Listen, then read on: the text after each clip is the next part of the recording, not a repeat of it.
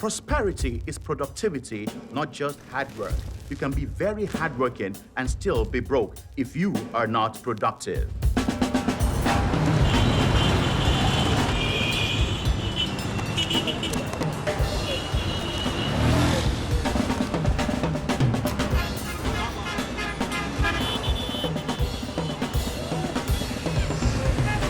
Your life condition today is an outcome of choices and decisions made in time past. Good choices, bad choices, easier choices, or no choices at all.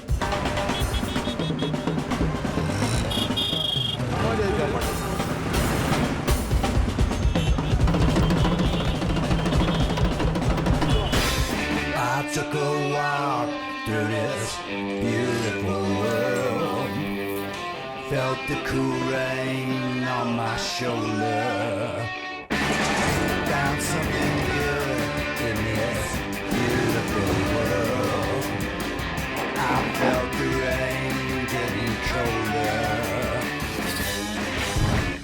Sha la la la la, sha la la la la la, sha la la la la, sha la la la la la.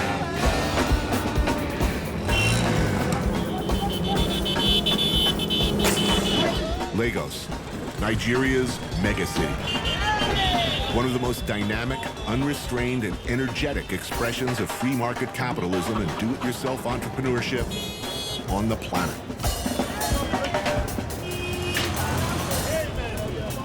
When you have a place of 20 million people, they have to eat, they have to wear clothes, they have to do all sorts of things. I mean, Lagos is a testimony to the resilience and to the ingenuity of the Nigerian spirit.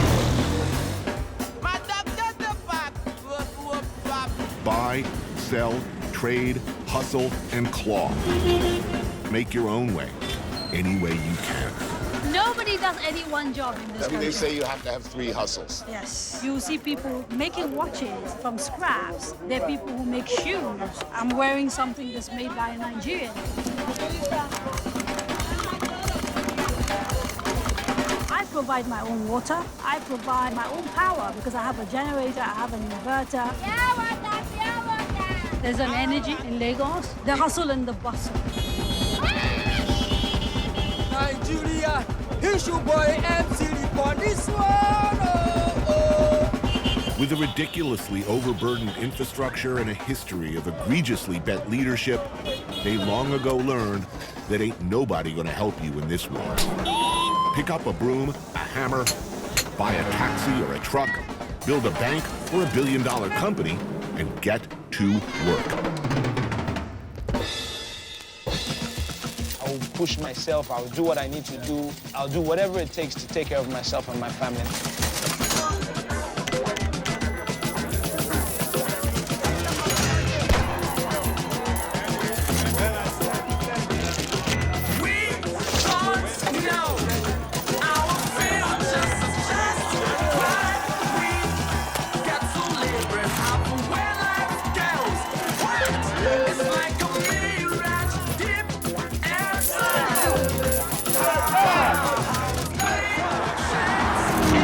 Am I on Victoria Island right now? Yes, sir. Yeah, so this is the promised land. This is Manhattan. Victoria Island, the Garden of Dreams, where the winners work and play. There's money in Nigeria, lots of it, mostly from oil, agriculture, and services like banking.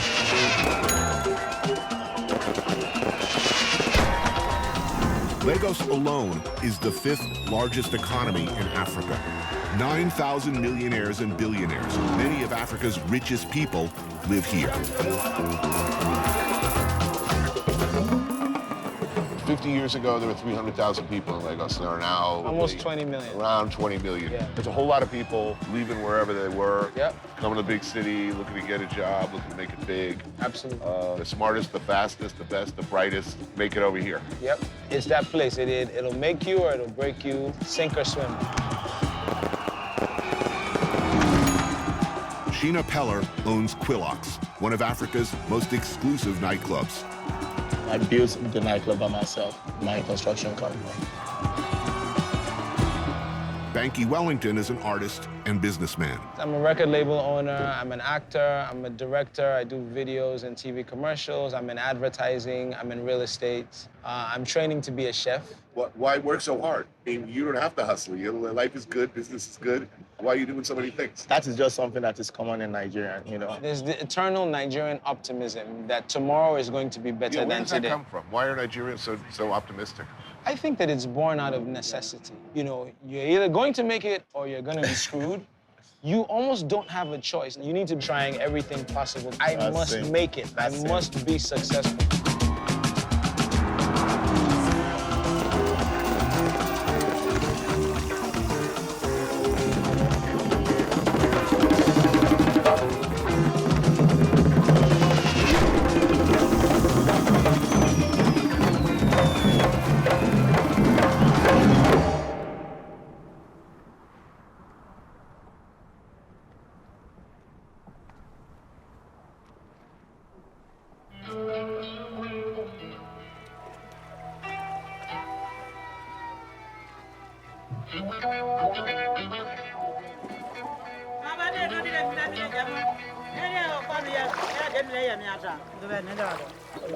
Right over there, Victoria Island, that's the Nigerian dream, right?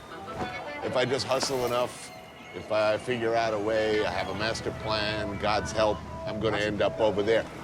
It's close. It's really close. How do you get from here to there? It's impossible. The government and the people in power made poor people perpetually poor. This is the other Lagos, Makoko, a city within a city. This community has been in existence for over 100 years. This used to be a little fishing village. Yeah. People started showing up, no plan, build your own house. It's a community that has been built not based on government plan. It is an ingenuity of the people. How many people live here? The whole waterways. The whole waterway. The whole waterways will be about 100,000 people.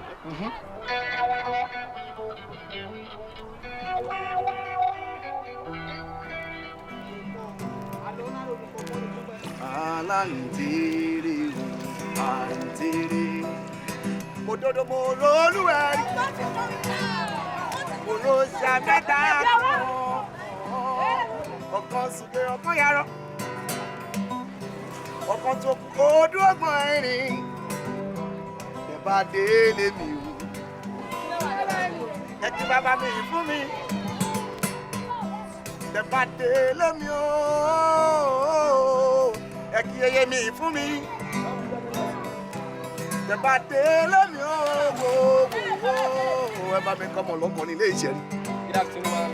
It's a fully functioning community. I've seen barbershops, restaurants, groceries, hotels, Hospital, private schools. Self-made, self-run, self-policing, independent of everything.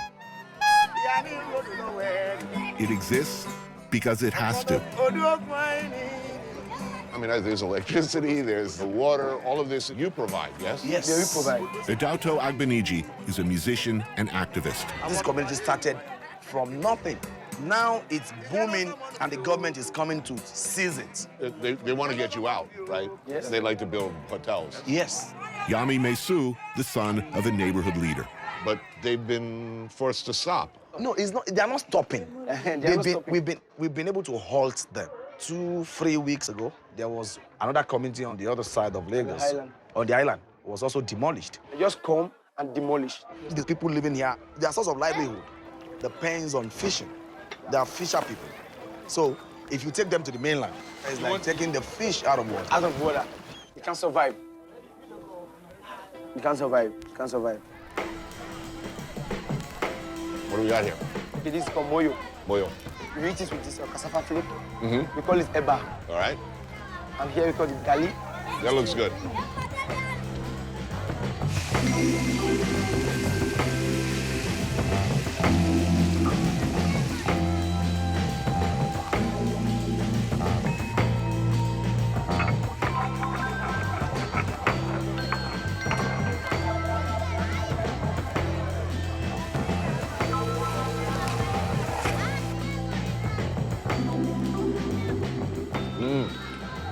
Good. Delicious. All the children I see. Yeah. Go to school.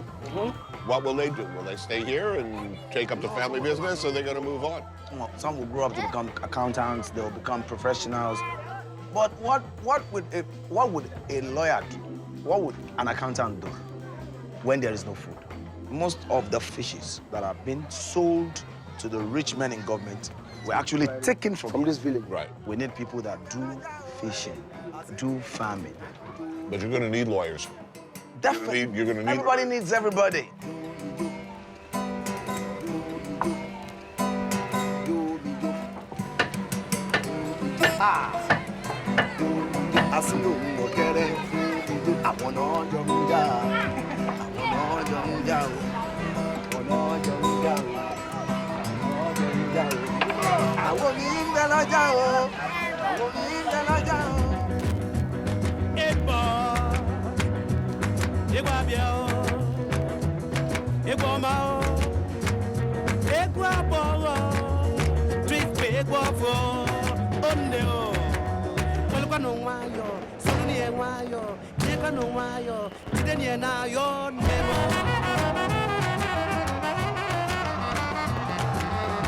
To do well in business, don't just be religious, be hardworking, and be full of ideas. You need all these to birth a real miracle.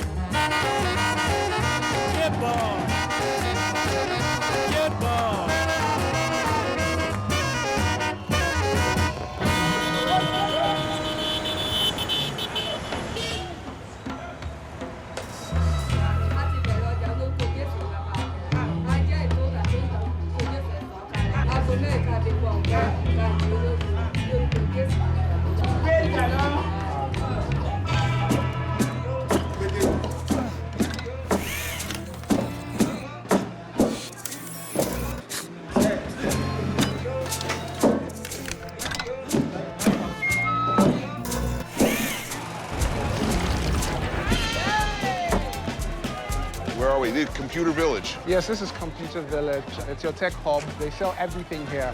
Mobile phones, computers, any kind of digital equipment you're looking for, this is where to find it. It's said to be a $2 billion market. Public money is generated in Lagos not so much by oil, but by the free market. A Wild West free-for-all of private enterprise. It grew organically, not by government intervention. It just happened. It just happened. Everything is cramped into this small ecosystem. You have one small store, somebody selling mobile phones right in it, and in front of him you have another guy who's selling applications for the phones, a repair guy, he's right there, and it works. That's the amazing thing about it. Tunji Andrews is a journalist, radio host, and an expert on the Nigerian economy. The guys who fascinate me are these kids sitting there with phones all opened up. Like, if I want my iPhone repaired in New York, I have to go to the Apple store, I gotta wait online, I gotta say goodbye to my phone for a while. But here, they know how to take apart my iPhone, fix it, and put it back together. This is how the Computer Village ecosystem works, right? A young boy trying to make a better life for himself finds his way to Lagos, and one of his brothers, his uncles, is working here, and then he starts to learn how to repair mobile phones, right? Right. And sometimes I tend to think they do it with trial and error. So your phone might be just a practice. Right. Yeah. But they get there eventually. They get there eventually. And that's the success story of almost all the people you see here. Most of them came into this particular market with nothing. Okay, this is Stella's kitchen. Oh, yeah, we're gonna get some food. Exactly. Pounded yam is the ubiquitous starch of Nigerian cuisine. Here served with egusi soup. A stew of goat meat, melon seeds, fish stock, and chilies.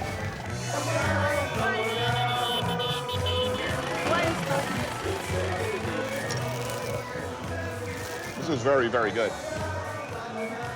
So I've heard this market described as the perfect market. Now, what does that mean? Right here, you can find on the same street about 20 people doing exactly the same thing. So you go to the first guy and you say, hey, I want to repair my phone. He says, okay, I can do it for you at 5,000 naira.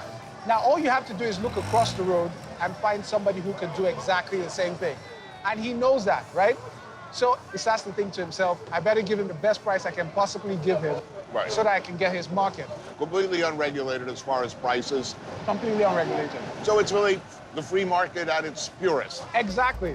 Lagos has been able to grow and expand its borders, and that comes from the sweat of people on the street. Right. Once government interferes in private activity, more often than not, they make it more complex, and they move it towards extinction.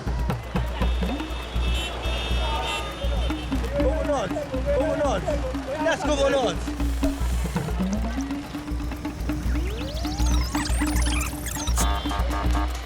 go, A lot of people are outside the tax net, so Right. the state government has to be very ingenious in trying to get taxes. Right.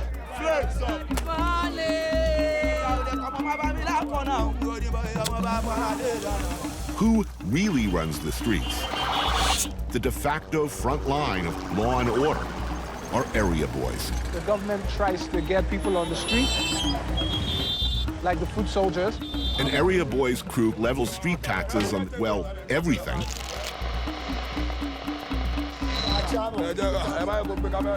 Reporting to their regional boss, a king of boys. This is our boss. This is our youth leader. Taxis, buses, any target of opportunity pays. You don't depend on government, fine, but you're running your own business. Right. So you pay a bribe, because that's the only way to get things done. Every person seems to be tainted a little. Police, politicians, business leaders, everybody gets their piece of the action. It's a daily fact of life in Lagos.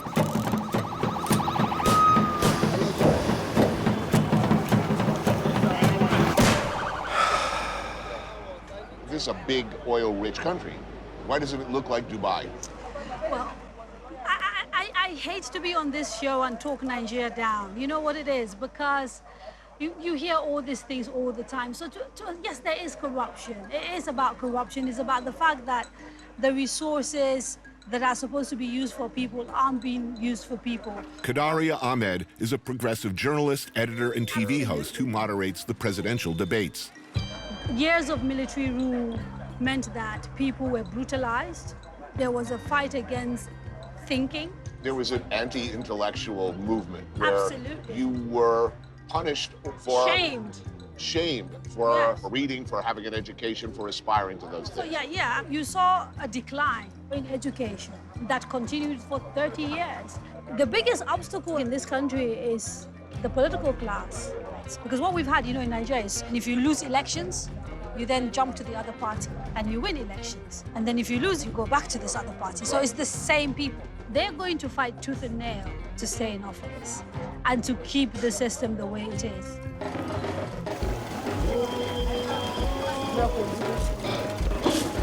Pepper soup is the food of the night and dark places. It burns. It burns real good. Delicious. This is a very IT-savvy country. Nigerian internet scammers are world-renowned now. They're a tiny minority, I must tell you. It may not be a legitimate enterprise, but you've got some very smart, hardworking people. They're very talented. Imagine if they were all well-educated, if they had access to finance. I believe if you're a black person, whether you're African or you're African-American, you're never going to get any respect unless there's a successful black nation. It is unwise to hold other people, your employer, or even the government accountable for your success. That is the only way people are going to respect you. You must do it Yourself.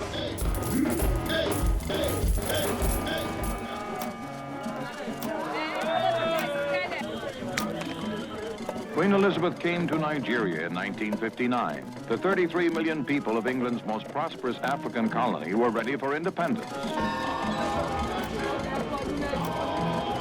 A friend of mine sends me a text and says, are you aware of Nigerian psych rock of the 70s? Yeah, there was a war in the late 60s. That caused a whole shift in the sound because before the war it was highlight. And after the war, it was rock and all sorts of sounds.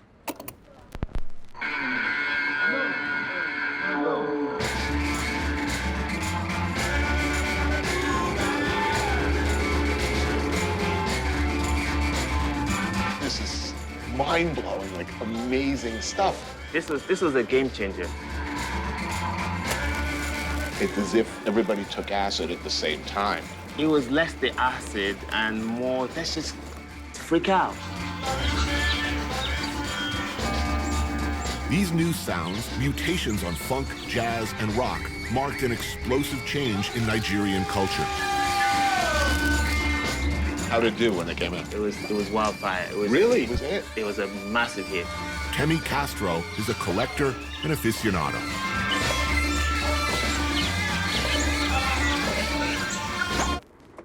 This is really where it started from. Blow. They had a very trippy song, which I'll play for you. Yeah, let's hear it.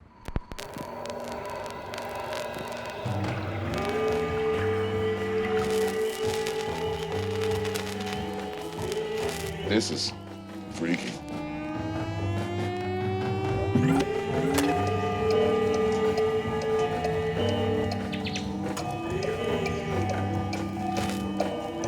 That shift in music had to do a lot with the war. Nigeria's rebel eastern state, the Republic of Biafra, declared its independence.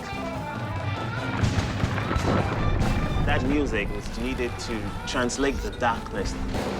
Soldiers of the breakaway province suffered heavy casualties and ultimate defeat. 1,000 Biafrans a day died of starvation. The music was a defiant middle finger to war, to corruption, and repressive military rule. You know how military dictators try and control everything. But of all the music of the time, nothing and nobody took it directly to the people in such explicitly confrontational terms as Afrobeat and its architect, Fela Kuti. The government were giving Fela a hard time because he was protesting by name specific things. I mean, they identified him as an existential threat, and he was. People would show up at the shrine. Exactly. Like, what's he going to say? What's he mad about today?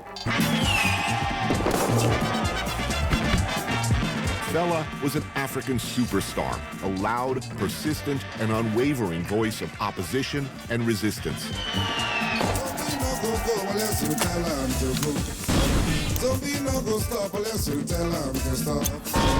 People protesting, but they didn't name names.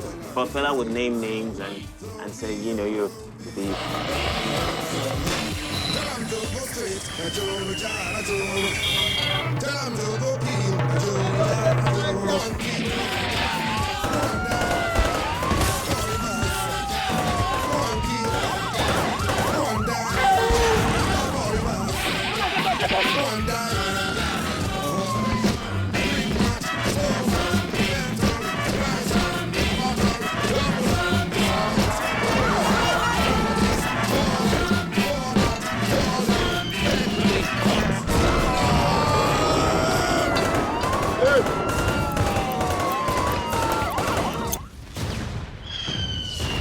For one decade, Fela's voice was the only voice here, opposing the dictators, and he paid a very high price.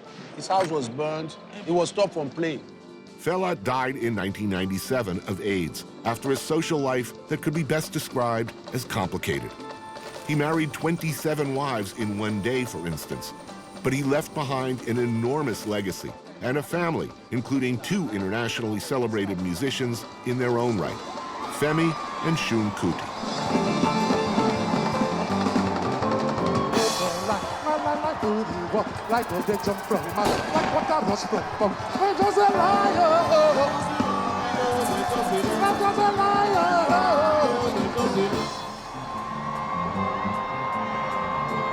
Because of Fela, we are able to voice our feelings today. If things are not right, you can't just gloss over it. There is no reason why this country cannot be 10 times better. Daughter Yenny runs this place, the New Africa Shrine. We have more money, we have more oil, but we have bad leaders. Both a musical venue and political pulpit, with a vital position at the epicenter of Nigerian music.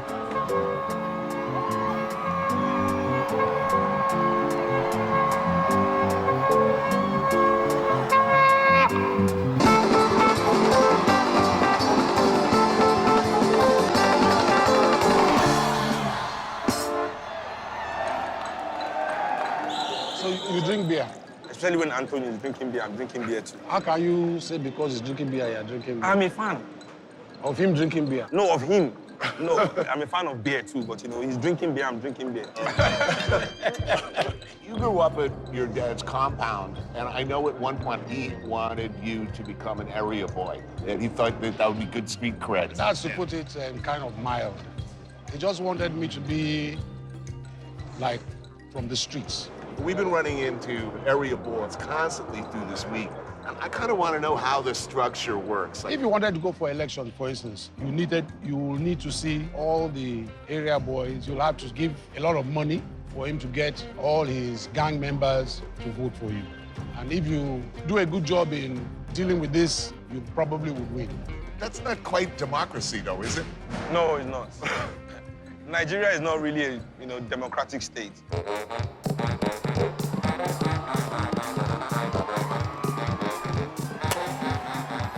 Struggle music, struggle sounds, struggle people, struggle now. Struggle music, struggle sound, struggle people, struggle now. Struggle music, struggle sound. What is going on in Africa today for me, I think, is a perverse kind of hopelessness. Working for a system that is oppressing you, and you know it's oppressing you, but you've given up that there's nothing I can do about it. I mean, is that what you've seen? Because honestly, Yeah. I've never been in a country where everybody are working so hard at something. They're hustling. They're hustling. Look, I've been to the DRC, to Goma and Kisangani, and those were not hopeful places. Yeah, but Nigeria is the same way as DRC in the north, huh? Because we have the Boko Haram insurgency, people are being killed, but nobody wants to talk about it. Nobody wants to act as if it's as serious as, because Nigeria, we play the game. We are the kings of the game. We were so proud when Nigeria arrived in Kenya for the African Summit because we brought the most amount of private jets. You understand? This is their mentality. They are all elitist. You know, they have yachts. You know, in a country where 90% live in poverty. It's self-esteem. Self-esteem? Yes. That's, I see It's that about what you own. I see that. No, I don't think your see. self-esteem is about what you can buy. Excuse it should me, not be tied it's not about what he what said. you can afford. As much as Nigeria is bad, there is hope. When I grew up, we were like caves then. We couldn't sit here like this. The police will come here and beat everybody up. A generation will come where they will say, enough is enough. Let's take back our lives. Femi Kuti for president. Don't listen to him. FKFP, Nigeria resistance. Struggle sound like the weapon of the future. Struggle sound like the weapon of the future. It is the melody of the angels of death. Do not be afraid.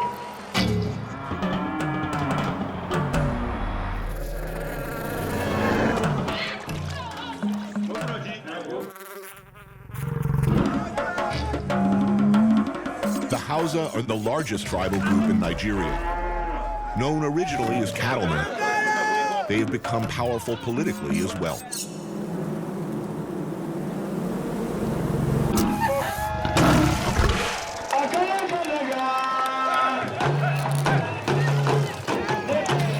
This is Dembe boxing, a very old and very brutal fighting art, deeply ingrained in Hausa traditions, particularly among the butcher class.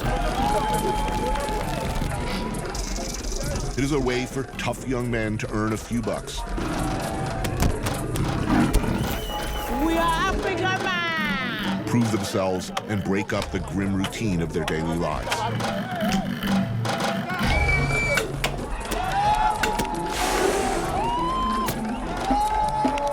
All Hausa versus Hausa. Yeah, Hausa versus Hausa. You hit with one hand. Yeah, and the other one is to block.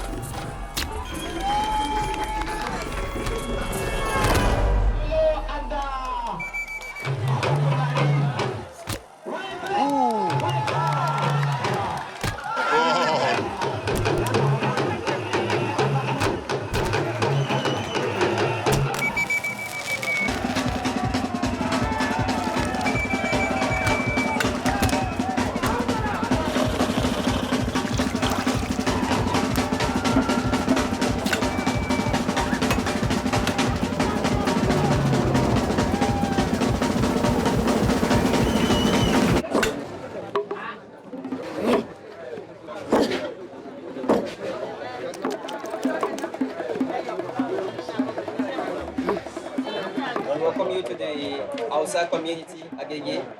Sitting beside you is the Emir of Agege. You are welcome to our humble family. Thank you.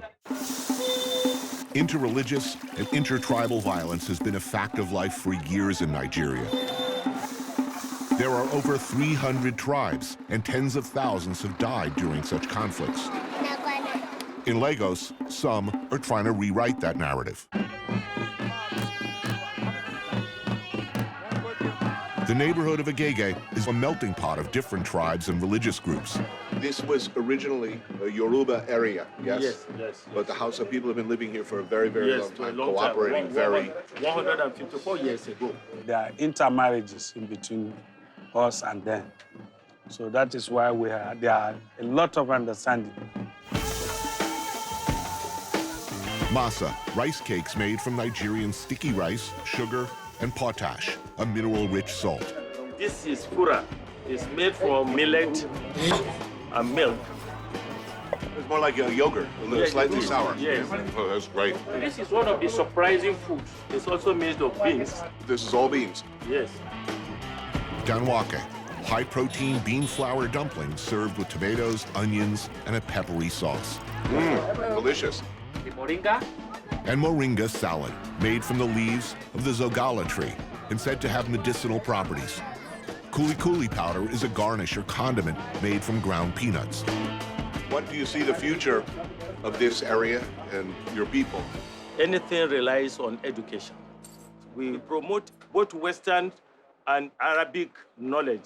The whole Africa or even the whole world is represented in Lagos, so we have to work together. The Prophet of Islam, Muhammad sallallahu alaihi wasallam, he lived with Christians and Jews peacefully without any problem. We believe if there is no peace, there will be no progress. You cannot go to mosques, you cannot go to church, you cannot go to school, you cannot go to work. We love Lagos, we love peace. And we pray to Almighty Allah to continue living in peace. God bless Lagos. God bless Nigeria.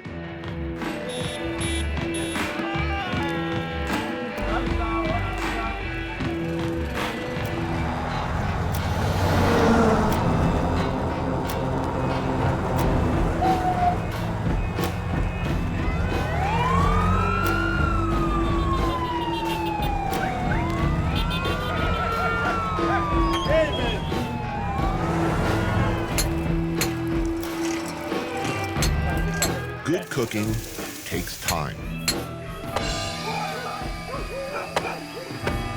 As more and more Lagosian men and women enter the workforce, fewer and fewer cook the old way. Long, low and slow preparations that can take hours. The Lagos upbeat style makes it impossible for you to cook everything at home. So you go, you buy from the street.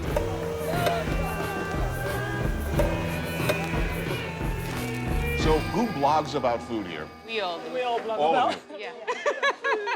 Atim, her mom, Iku, and friend Oz are all hard workers, holding down multiple jobs between them. But they hang on to their fierce love of food and cooking. Who were your readers? Primarily Nigerians. Homesick Nigerians also, I would think, in the States. Particularly homesick. Yeah. But then people that are married to Nigerians that want to learn the cuisine.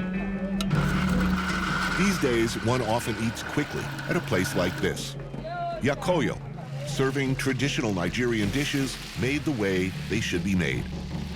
This is called ewedu. It's jute leaf. Ewedu is a soup from the Yoruba tribe. Crayfish, chilies, locust beans, and jute leaves. This is good. Have you had jollof rice? It's rice cooked with... Tomato sauce. Spiced tomato sauce. Yeah. It's almost like Spanish red rice. Jollof rice, a staple across West Africa. Country of origin? Don't get into that issue. It's contentious. All I can tell you is it's delicious. Now, who runs these businesses? You walk in and you see an old lady sitting by the corner. Yeah. Her eyes are darting. Yeah. You know, she's checking, she's counting tables. You know, has the girl brought back my money? Yeah. So she sits there to control her money. In the back, you see a guy cooking big batches to refill. Yeah.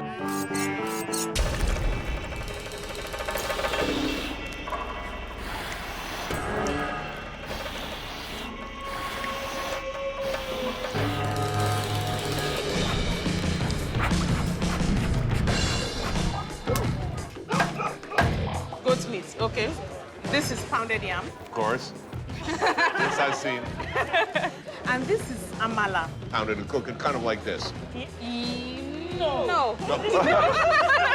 This is yam, raw, sliced, ground into a flour, and then cooked into a meal. A bit like grits. Yes. It's about what you want, how you want to combine it. Thank you. So you don't tilt your glass when you're pouring there? I do, I'm just lazy. Man, you guys are harsh. No. I'm gonna be reading about myself on your blog. He's an animal at the table. Food here is really, really good. We're seeing quite a bit of evolution going on. We're not all sit-at-home moms anymore.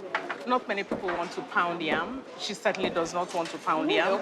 And I'm sure when she's getting married, one of her gifts to her husband's house would not be a mortar and a pestle. Unlike 20 or 30 years ago. It would be a food processor, most likely. Right. And personally, I think maybe women my generation might have failed people like her by not passing things on. But now, thanks to food bloggers, the younger ladies have an avenue to get this information without depending on their mom. How much interest in food is there these days? More? More. Nigerians are big on meat. Yeah. So when you see that we have a few vegan chefs, people. Wow, vegans. Yes. in Nigeria, I think that shows you just how much people are finding their niches. Yeah. But that's for a certain social class. The bulk of the people still, they don't have access to the internet. They don't care. Yeah, that's the guy just wants to fill his tummy for the day, So yeah, food is changing, but it's not a revolution yet.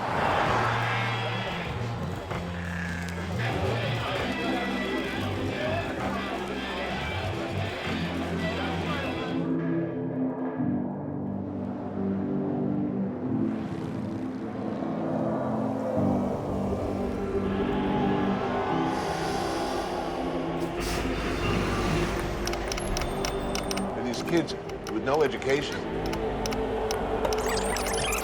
Now they're fixing iPhones. And imagine if they were all well educated.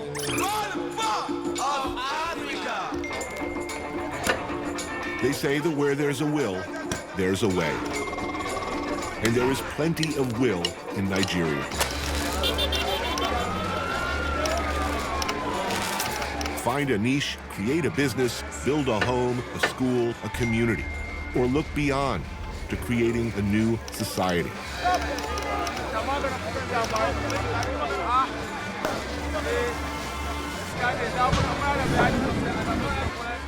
Andela, co-founded by Ayanolawa Aboyele and run in Nigeria by Seni Suleiman, is a rigorous training program that teaches coders and engineers with the goal of creating no less than a continent-wide ecosystem of high-value software developers. My mom had a mobile shop, something like what's in Computer Village, and that's where I grew up. She'll sell mobile phones, they'll fix it there, and she just used to run that. I tried looking for a job, but the jobs I got, I'm like, no, I don't want to be a salesperson, I don't want to be a secretary. So that's why I got to know programming. Shalom and Blessing are trainees in the program, people who will someday rewrite the way Africa works.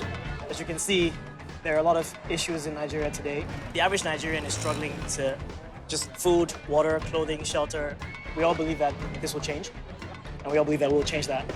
In the US, for every software developer that's looking for a job, there are 5 openings, which means there's a massive opportunity to get these awesome people who are really smart and really driven to be ready to take on Africa's challenges. But that's what's special about this place. Most people are kind of resigned to the reality that they have. We're creating an alternate reality where there's always going to be power for you to do your work. Africa, it should be stressed, is home to 7 of the 10 fastest growing internet populations in the world, with a huge, young, and mostly untapped labor pool of eager and ambitious people. The impact in very short period of time is incredible. Before we started, people would rarely hire African developers, and now they can. Many of us have been products of multinational experiences. So I grew up in Nigeria, spent time in Paris, went to the US, and eventually I came back home. We're all connected. We know what's happening around the world. And you ask yourself, if that's happening literally just a few hours by plane away from here, why is it not happening here? Well, technology is going to change this continent. There is no other place in the world where you have the opportunity to build the future from scratch. It's for me and you to run up for revolution now. Revolution now. Revolution now. Where will Lagos be in 10 years or 20? Change is inevitable. The problem's enormous, but the desire, the hope is there. To change not just Nigeria, but the world. We've got all the conditions for a revolution. The revolution must be televised. The revolution must be televised. Radio revolution. Television revolution. Don't just build a CV, build a life. Be better in real life than on paper.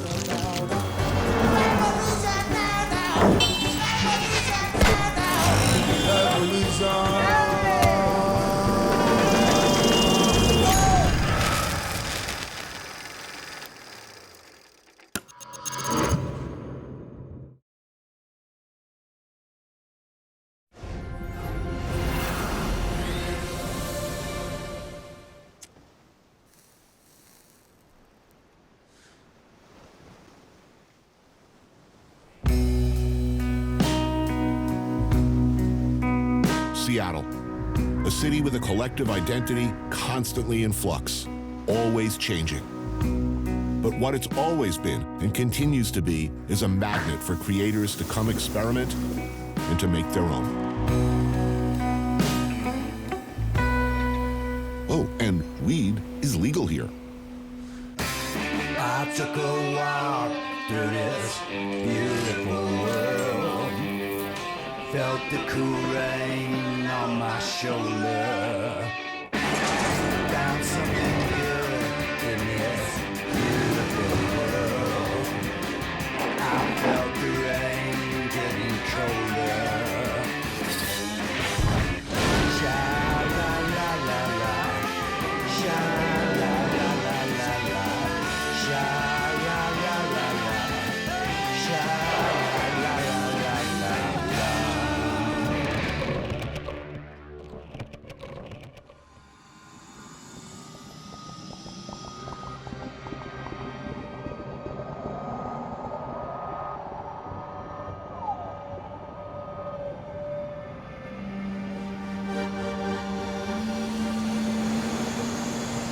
Seattle has always been a place where you can go to reinvent yourself.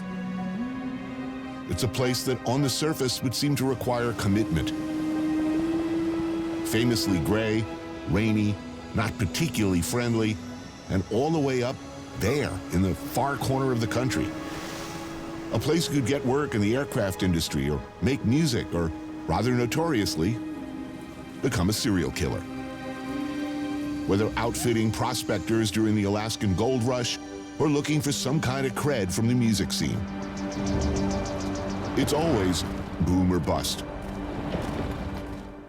Now it's a new kind of boom.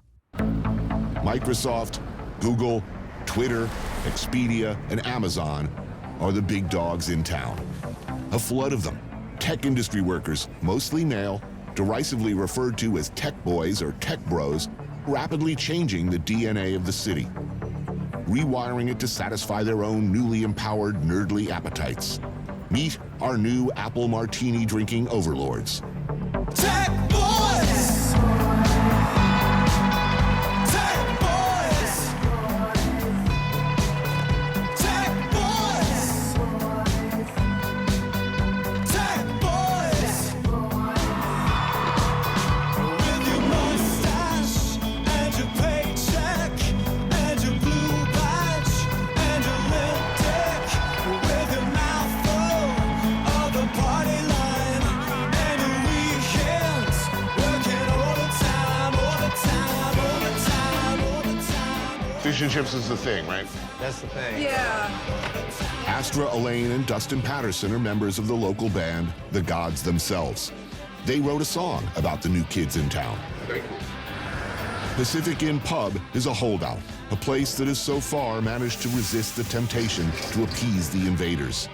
For lunch, fish and chips. You know, bitter old fucks like me are, of course, going to complain anytime we hear about, you know, a lot of high-fiving white guys coming to town. And yet you've created this sort of iconic hate anthem. Can you tell the tech people from the non-tech people? Yeah, they have the badges. Neutral colored clothing. They're kind of easy to spot. They have a walk. They have a walk. Yeah. They're just all the same. There's nothing that really stands out about them. They're so dull.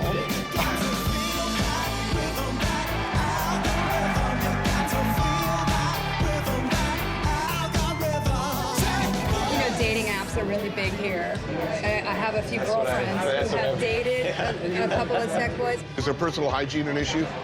Like the nerdier tech boys will have that smell, that mildewy smell. You know what I'm talking about?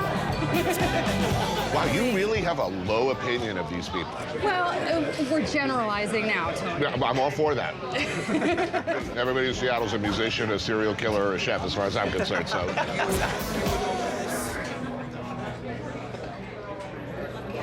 In a lot of ways, I mean, this was always a company town. You know, Boeing, before Boeing, it was a logging town. I mean, the new company is tech. And it is flooding money into the place. I look out my hotel room window, and I mean, there's cranes as far as the eye can see. You realize, like, okay, all those cranes out there, they're for high-rise condos. They're for a certain type of person. They're envisioning a certain type of future for the city, and it's tech people. Or, you know, somebody who likes to drive around and pick up hitchhikers and dismember them.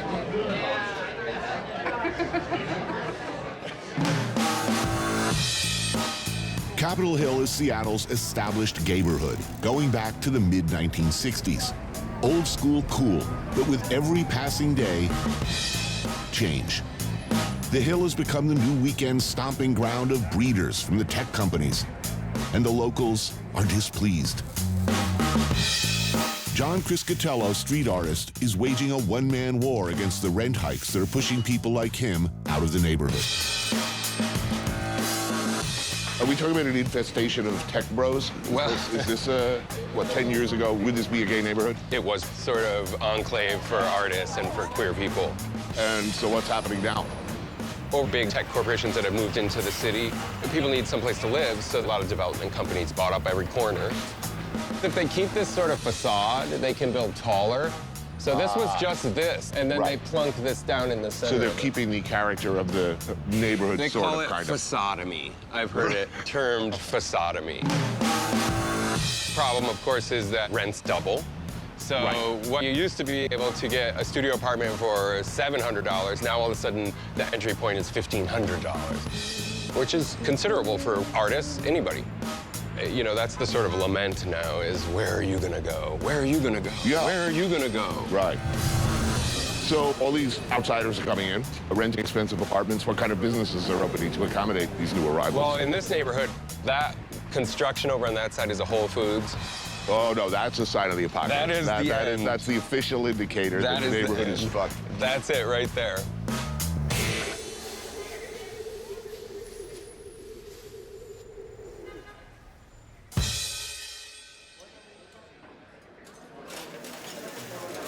Because of the boom and everything that's been happening, you do have that kind of have and have-nots here. And I think there's an identity crisis where people are starting to really question what is Seattle and who is it? But historically, you go back to the 90s, I mean, it was the city of grunge. And now I would say it's the city of geeks. And it's boomtown right now. And yeah, this kind of boom does happen in other places, but then again, it doesn't. John Cook and Todd Bishop of GeekWire, an industry-leading news site that started covering the tech industry back in 2011. Lunch is at Revel, right down the street from their offices. The chef is Rachel Yang, and the food is Korean.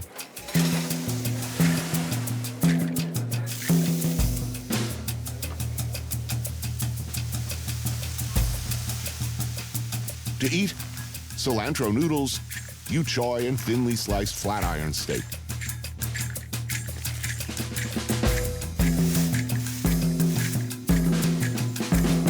Kimchi pancakes with braised pork belly and bean sprouts. marinated short rib rice bowl with house sambal, daikon, kimchi, and egg. And short rib dumplings topped with pickled shallot and scallion salad.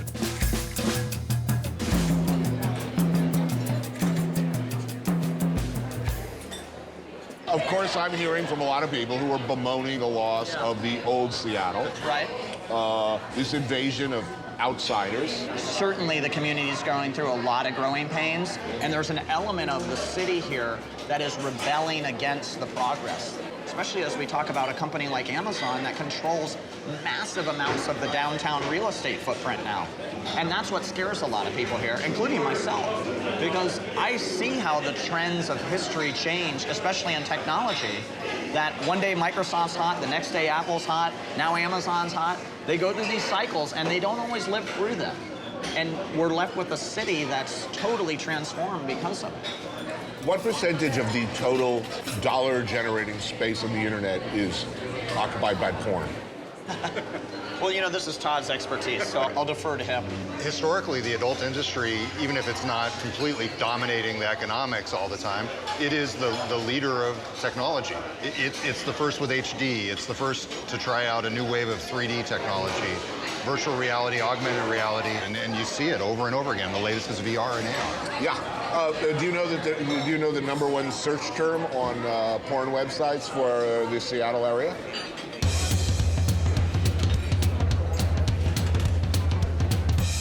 Stepmom.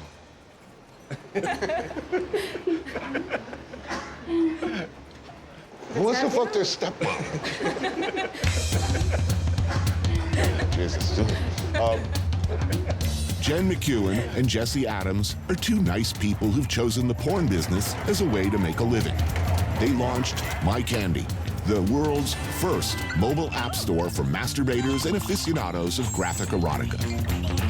But they are looking ahead, the next levels of porn. Personalized, interactive, virtual reality porn. And I can tell you, my friends, it's chillingly realistic.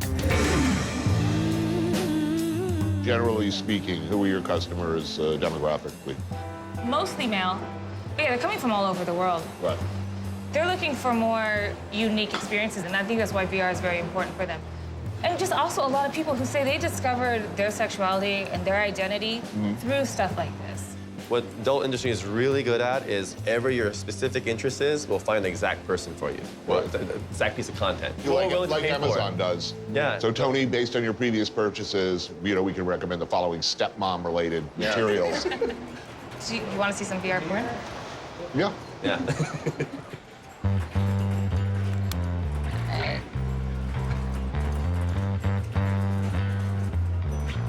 Okay.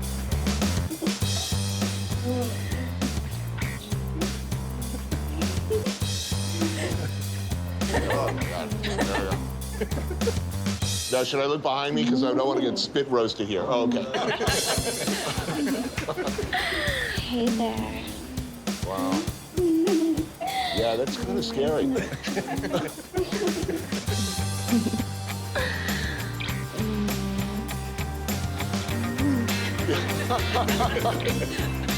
It's good. Weed, smoke, ganja, reefer. Call it what you will, it's marijuana. Oh, I could go on all day. Long story short, Washington State legalized weed in 2012. And I plan to make the most of it while scrupulously adhering to the lay of the law, like I always do. The options available in places like this, Emerald Haze, are mind-boggling. Well, how can I help you out today? Well, where to begin? Where to begin? There is a dizzying array of products. You got dozens of strains of bud, oils to vape, weed-infused edibles, mints, syrups, ointments, probably lube. Remind me to ask. My advice, don't even try to shop stoned. Decision-making was never, in my case, a strong point while baked. Which Which is sleepy? I forget. Is it indica or sativa that's peppy? The other one is sleepy. The indica will put you into couch. That was going to be your sleepy body high. Right. Sativa is going to be more of your awake, alert high, kind of mostly feeling it in the head. Right, like crouched in the bathroom in a fetal position, paranoid? Not like that crazy. Okay, good. I think let's do some of both. Some of both? Yeah. What do you have on offer here? Do have a deal on our pack of 3 today from Hollingsworth, which they had the blueberry kush, the Alaskan thunderfuck, and then also a Dutch treat, which will be more of a hybrid. I mean, I have to. Alaskan thunderfuck. I mean, you kind of have to. This is from our friends at. Yeah, these are from Hollingsworth, which is very nice.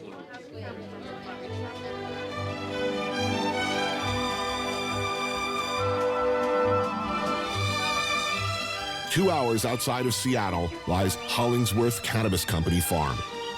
The woods are alive with, well, weed. Rows and rows of weed, carefully grown and tended to by one family. Third-generation Seattleites, the Hollingsworths.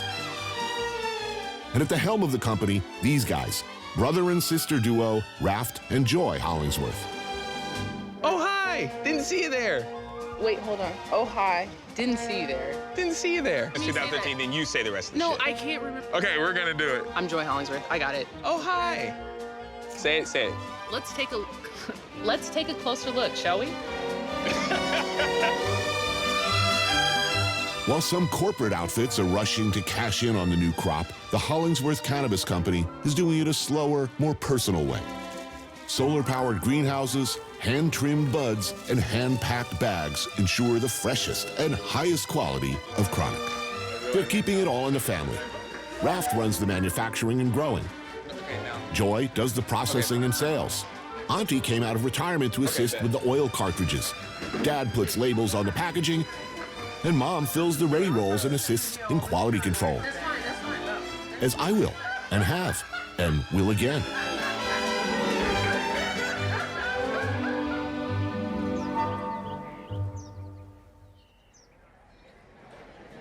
Back in the city, Mamnoon Restaurant on Melrose. Have you been here before? Absolutely. This is a good spot. How you doing? I've been smoking some of your products, so if I'm a little unfocused. Before this, you did? What's that? Before this? Before this, yeah. He said, what?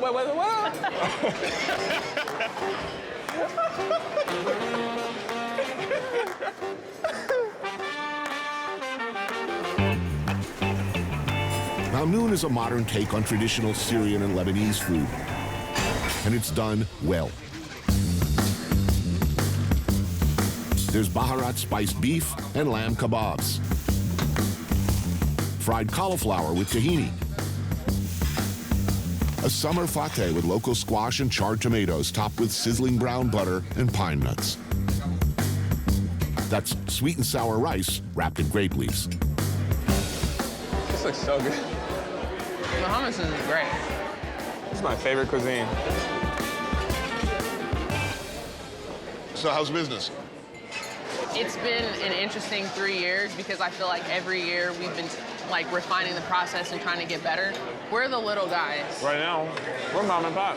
Yeah, we're the mom and pop. But see, the difference is Washington State set up the law to try to help mom and pops get started. How did you convince the family? This must have seemed like a sketchy venture. Yeah. It's a gamble. Raph said, hey, I got a family meeting. I need you here tonight. And we're all sitting there, and he puts on his little PowerPoint on the TV, and it's about 32 pages. And he tells us, hey, we need to go to Mason County, grow a ton of weed. And we're all like, what are you talking about? And my mom raises her hand, and she goes, wait, I have something really important. We all look at her, and she goes, I want to be R&D. Can I smoke and tell you if the weed is good? And then all of a sudden he starts moving. My business plan ended at get a license. To get a license, it was to build a fence, put up some cameras, right, and get out the way. And they'll come, give you a final inspection, and now you are licensed to grow weed in the state of Washington. How many people are growing weed, do you think, in the Seattle, Washington State region? There's a lot. There's a lot. There's over 1,100 producer processors in Washington State. and about 400 licensed retail stores. Weed, everybody smokes weed. There's so many people of all different types that smoke weed. We did a store visit, and we saw people come in and out. Grandmas, moms, professionals. Like, I'm sure if that store took demographics of their clientele, they would have a spectrum of different type of people. People who like to get high, what do they want these days? There are so many choices. Our biggest seller, the pre-rolls, people like ready-made cannabis. People want to buy and get high. Loose joints. Loose joints, most people. Really? People don't like to roll. They don't know how to roll joints. No. People, teach your children. Well, I mean, this is a basic life skill. What do you smoke? Well, I like to smoke, as I said, I like to smoke weed. The Alaskan Thunderfuck is an irresistible package. Alaskan Thunderfuck? Yeah. That's old school Hell's Angels. That's their old school strain. Did you smoke it? Yeah, I can't compare and contrast because I've been trying them all one after the other. Right. I mean, I was smoking weed since I'm 13. Right. You know, all of that shit that was supposed to happen if you smoke too much weed didn't really happen.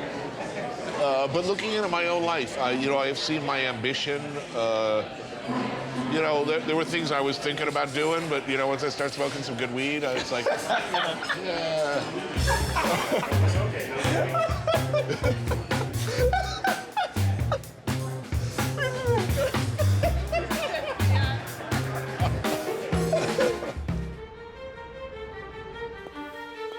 In a nondescript-looking building in Bellevue, some very smart people are looking into things like how to stop hurricanes before they happen, ending malaria, and how to make the perfect hamburger.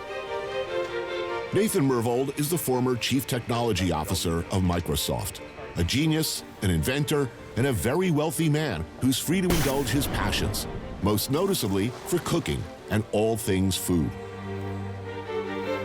Over the last years, he and his team have published an incredibly lavish and authoritative series of books, Modernist Cuisine, dedicated to debunking popular misconceptions and documenting the results with the best high-tech photography and graphic art imaginable.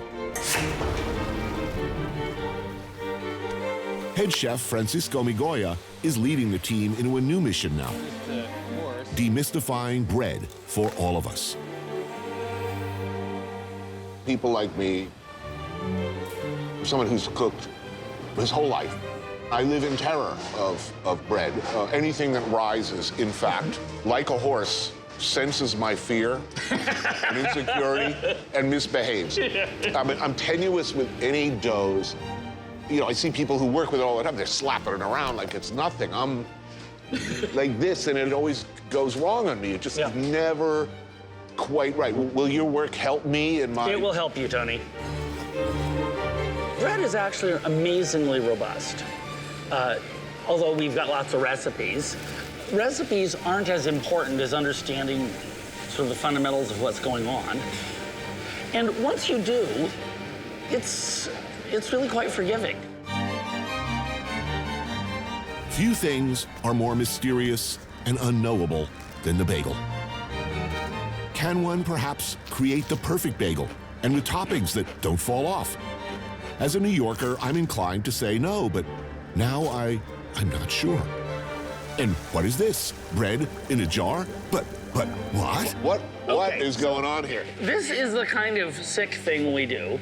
We wondered, could you can bread? By God, you can. This is rumbabas.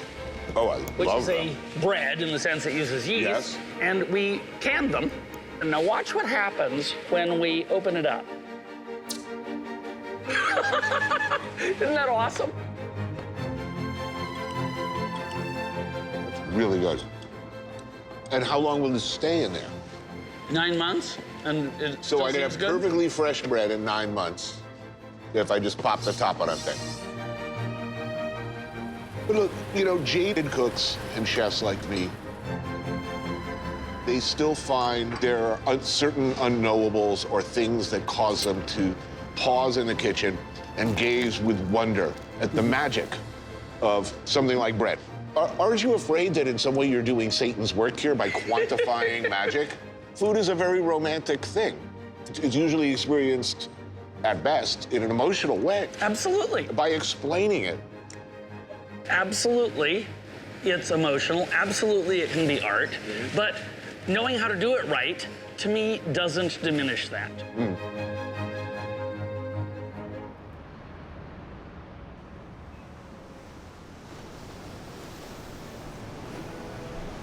Across the water from my hotel in the Puget Sound, just outside the city limits, the wilderness opens up, and it's beautiful. Lord of fire in the sky, getting level, neon devil, holy, holy in my mind, to abide and crucify with blue, blue sea. Far away.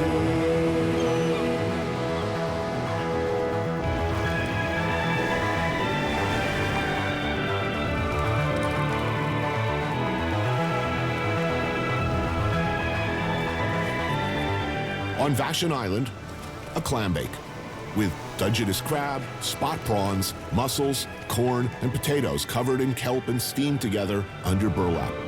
Old school.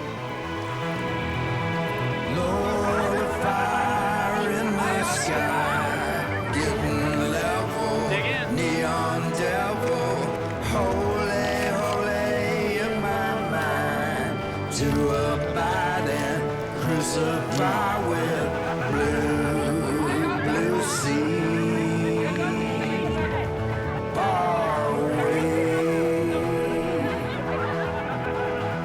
Chefs Grant Crilly and Chris Young worked with Nathan at Modernist Cuisine before breaking off to do their own thing, Chef Steps, a high-tech outfit dedicated to help people cook better with step-by-step video apps and interactive content.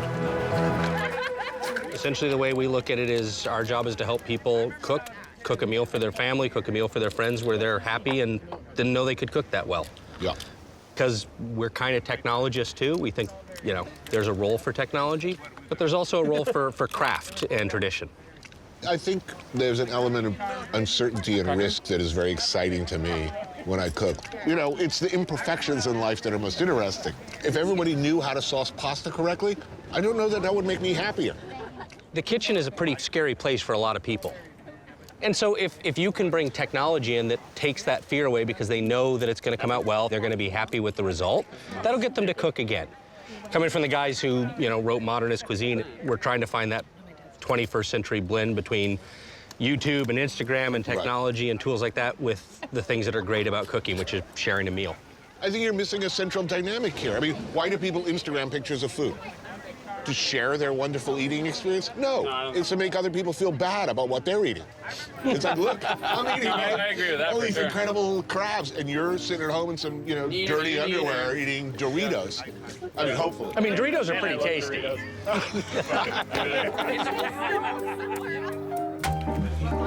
It is probably unfair to suggest that the Pacific Northwest and Seattle area have been home to a disproportionately large number of serial killers. But I'll do it anyway. Chuck Taylor oysters here. Wonderful, thank you. Anything else I can grab you, gentlemen? I'm good for now. Good for now? All right, enjoy. I'm gonna try a fat bastard. That sounds interesting. Fred Moody is a writer and bartender. Jack Wisner is a transit planner for King County Metro. And Knut Berger is a journalist and columnist for Seattle Weekly. Old school Seattle all. Taylor Shellfish Oyster Bar in Pioneer Square is old school too. The Taylor family has been farming more than 12,000 acres of tidelands in the Puget Sound, Willapa Bay, and the Hood Canal for over 5 generations, since 1890. With 3 restaurants in town, they know what they're doing. I can eat these whole, head, tail, bones, and all? Yes. Whole local smelt, flash fried and served with pepperoncini, sambal aioli. Local Dungeness crab cooked and chilled with pickled ginger sauce. And oysters. Lots of oysters. Seattle has been, for a very long time, considered one of the more foodie, for lack of a better word, foodie cities. Yeah. And you ask people why, generally they say the sheer abundance of really good ingredients. Yeah, exactly. I mean, you got the ocean there. You've got cattle country and orchard country just over the mountains. Yeah. To say one of the things that's changed in Seattle is there's not just the Pike Place market, but every neighborhood has a market. Has a green now. market. Yeah, so those entrepreneurs have a place to sell. They can go to all the markets or just some of them. but it's really fantastic. So everybody born and bred in Seattle? I was, yeah. Born here? Yes. And Bellingham, which is... Oh, sure, serial killer capital of the world. I was at a bar there where both Ted Bundy and the Green River Killer had been patrons. Yeah. Bundy was born in Tacoma. And that's Right. Yeah, The Hillside Strangler and also the Beltway Sniper. Right. Worst one was the Green River Killer. Yeah. Why is Seattle, the Pacific Northwest, such a magnet for serial killers? Any theories? You know, people come here to hide out. They think, well, they look at the map and it's like... The two mountain ranges are just a couple hours away. Literally, you can hide bodies like a short drive from wherever you are. So, convenient body dumping? Body dumping. I mean, that's got to be part of it. You have all that lush greenery. You're looking to dump a body. Seattle. You know, I've always thought the rain was kind of part of it. You get to that stretch from, maybe October to February, and by the time you're in February, I mean, you want to become a serial killer. I mean, you know, it's hard. Apparently you can. Is Seattle a teeming hive of serial killers? Or am I just an idiot with a morbidly overactive imagination and an attraction to the dark, ugly side of life? Meet retired homicide detective Mike Szynski, who for over 12 years specialized in cold cases in the region. We meet at the Shanghai Room in Greenwood, where Fred Moody tends bar. The North Star Diner next door provides nourishment. Crab, bacon, and melted cheese is, when discussing dump sites and ligature marks, a must. Why does it seem that there's a disproportionate number of serial killers in the Seattle and Washington State area? Do you have a theory on this? Well, I don't think that most serial killers are when shopping for areas where they live. They just where they ended up. When you're a detective for as long as I've been a detective, and you're around very evil people, it's a place where I don't want you to have to come and look at through my eyes. And I could talk to you about it and all that, but I hope you never have to see it like I seen it. Because, you know, it's a different place. It's a place you don't want to be. And How many working serial killers do you think are out there right now in the Washington State area? I would say, I mean, easily right now, easily over 75 people out here that are probably serial murderers. The FBI listed as 75. Oh yeah. I don't care how nice it is here and, you know, fun Seattle and stuff, you know. I know how many evil people are running around here. So, do you think these guys are holding down regular jobs? But yeah, they can just go on and have their, you know, regular, what would seem to us as a regular life. They can also have wives. I always worry about I always wonder about the wives. It's like, don't you notice, you know, the mementos and the unusual odor coming from the crawl space? I mean, what the John fuck? Wayne Gacy, exactly, I mean, you know, and dress, what's with the whole clown outfit, John? I mean, first of all you gotta do is put on a clown suit, and already you're a suspect.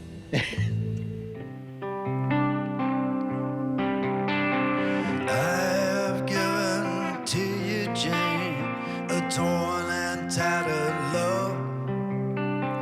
Do you hear the tolling bells that ring down from above? I thought I'd rule like Charlemagne, but I've become corrupt. Now I crawl the promenade to fill my empty cup, and you're free again, one more time.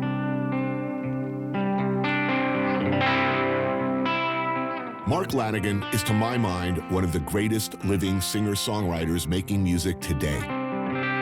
His songs and lyrics, reflective of a long, hard life, cut me right down to the bone.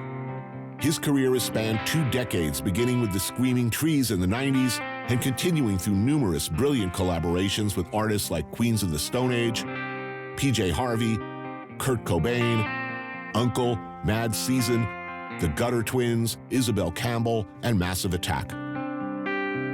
Maybe you know him from such theme songs as this show.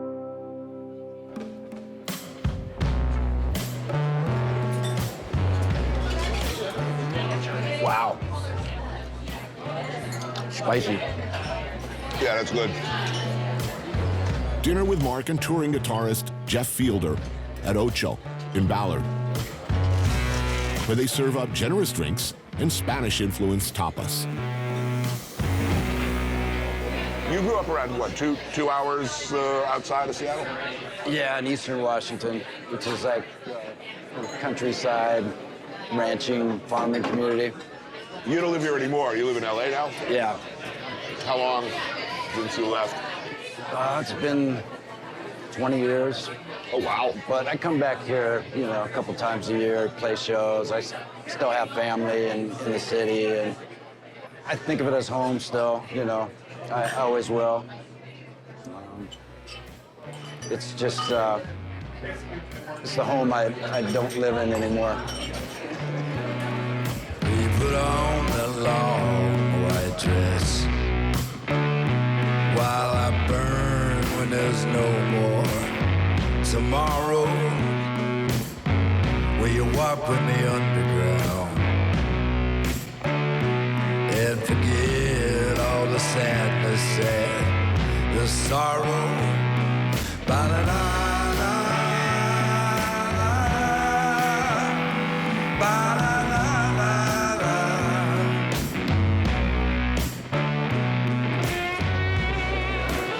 So how long have you been playing music professionally?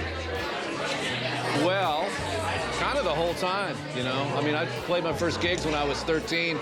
Been touring with Mark since about 2010. What was the first time you were ever on stage? And where was it? It was in my hometown. I was 15, and some guys I worked in a restaurant with had a band. They were older, and I sang at one pool party that they had. What was the set list there? Covers or? A lot of Van Halen. Oh, wow. Styx. Oh, brutal.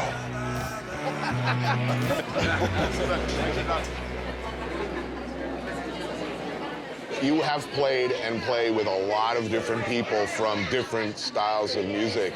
I think a lot of musicians I know and have met would have a hard time with that. You seem to move effortlessly around. I don't know, I've just been blessed with a lot of opportunity. I get to play with a lot of people whose music I really love, so I'm happy. You know, after having been in my own band for many years, and then suddenly, like, I'm taking jobs where I'm just playing part of somebody's set. At first, it was a little awkward, but then I grew to really love doing it because it was easy and fun, and there was no pressure. I did that for quite a few years, and I'm available to do that again if anybody wants me. On the marble street, the procession spills in. At the white seawall, waves crash and crash again. Darkness shining, disappearing. Day follows night, night follows day. Goodbye, goodbye to beauty. Goodbye, goodbye to beauty.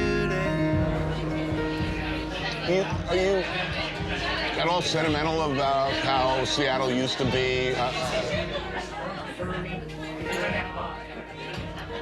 You know, I guess it's sort of like being sentimental about grade school or, you know, any time of your life that isn't around anymore.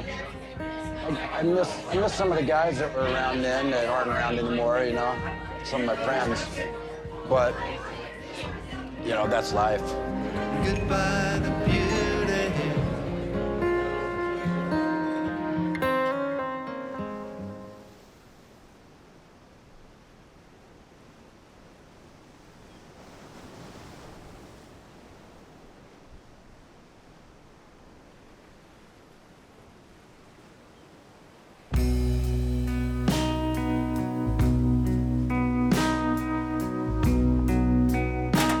Next to making a proper omelet or like wiping your own ass, knowing how to roll a joint is an essential life skill for any self-respecting member of society, in my view.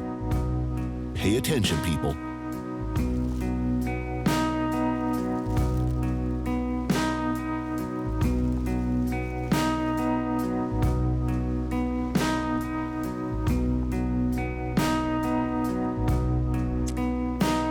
Can you stay here next to me?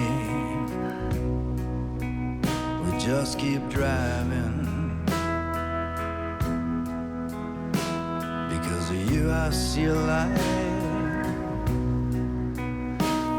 Yeah, Buick's a Century, a 73 like you. Some strange religion. I get my hands on some money, mama, and shot in the night. Stared down the past and just got my eyes. I almost called it a day so many times. Never known what it felt like to be alive. Till you've been a friend to me like nobody else could be.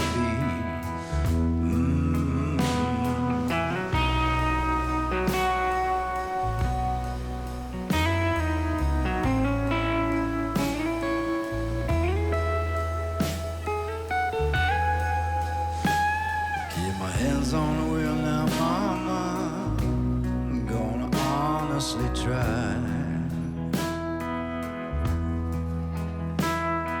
She looked past the scars and the burned out eyes, and could see I'm no easy ride. She's just the kind that might get you by. Some strange religion. These jacket diamonds kicked her heart around. Should've known they were walking on holy ground. And this life might eventually just be the end of me, but I'll still be with you.